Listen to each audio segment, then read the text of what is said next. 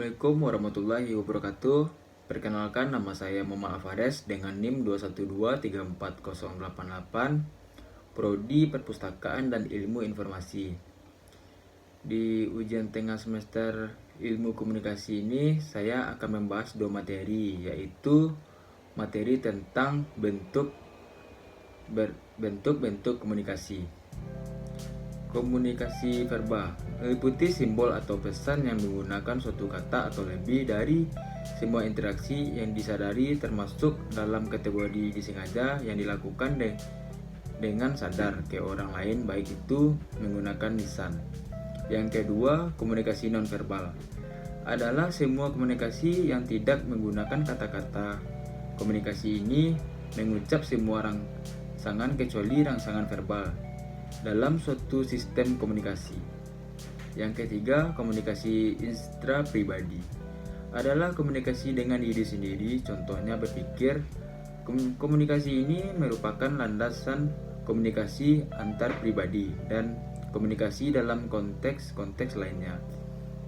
Yang keempat, komunikasi antar persona adalah komunikasi antara orang-orang secara tatap muka yang memungkinkan setiap pesertanya menangkap reaksi orang lain secara langsung. Yang kelima, komunikasi kelompok adalah sekumpulan orang-orang yang mempunyai tujuan bersama yang berinteraksi satu sama lain untuk mencapai tujuan bersama. Yang keenam, komunikasi massa adalah komunikasi yang menggunakan media massa, baik cetak, surat, kabar, dan majalah atau elektronik. Biaya relatif yang cukup mahal yang dikelola oleh suatu lembaga. Dan materi kedua yaitu perbedaan antara komunikasi verbal dan nonverbal. Komunikasi verbal adalah bentuk komunikasi yang disampaikan oleh komunikator kepada komunikasi dengan cara tertulis maupun lisan. Fungsi komunikasi verbal: yang pertama, penamaan. Yang kedua, jalur interaksi dan intriminasi informasi. Yang ketiga, menonjolkan artikulasi dan intonasi. Yang keempat, saran pengembangan bahasa. Contoh komunikasi verbal: melakukan chatting di media sosial, pidato, rapat, dan diskusi, berinteraksi tertulis melalui media sosial, dan membaca novel.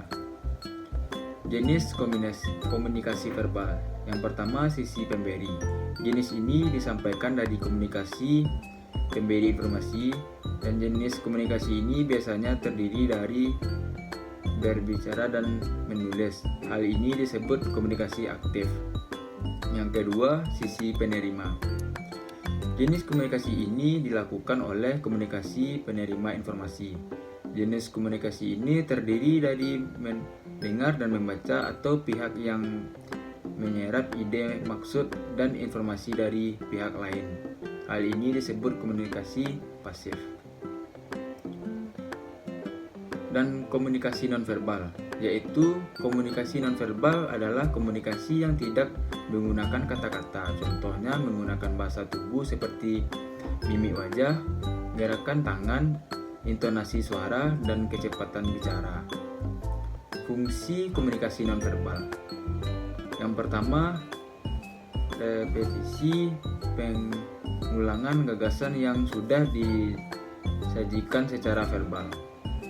Yang kedua, substitusi menggunakan lembaga-lembaga verbal. Yang ketiga, kontradiksi memberikan makna lain terhadap pesan verbal. Yang keempat, komplain memperkaya pesan verbal. Yang kelima, aksentuasi mengenaskan pesan verbal.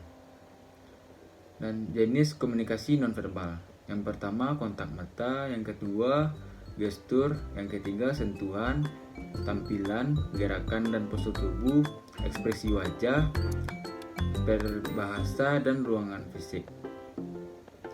Contoh komunikasi nonverbal: yang pertama, mengetuk pintu. Yang kedua, mengelakkan kepala, yang ketiga berjabat tangan, yang keempat tersenyum, yang kelima mengatur dahi, yang keenam menggigit bibir wajah, yang ketujuh memegang kepala, yang kedelapan mengangkat satu tangan. Baik, itu materi yang saya sampaikan dari ujian tengah semester. Kalau ada kekurangan dan kesalahan mohon dimaafkan. Assalamualaikum warahmatullahi wabarakatuh.